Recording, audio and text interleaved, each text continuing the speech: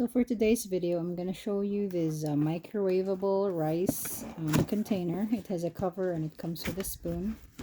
I thought it was a really cool find. So as you can see, it comes with a rice paddle, a lid, a colander, and a cooking pot.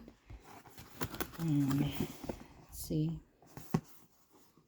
So this is the instruction: pour the rice in the container, rinse the rice with a strainer, fasten the lid with a spoon, and steam it in the microwave.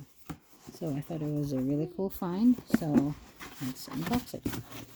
Oh, it actually came with a green spoon, not an orange spoon.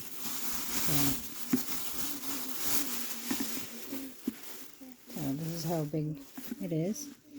So there's the spoon, it's a green spoon, and then there's the pot cover, and what is this? So this is the colander that you can rinse the rice before cooking it. And what is this? Oh, there's a towel. And this is the actual microwavable container. So I thought I just want to share that with you guys. If you're like us, we ate a lot of rice, and it would be nice to have like a microwavable option. So that is our video for today. Another mom find. So follow us and then follow our page for more unboxing videos.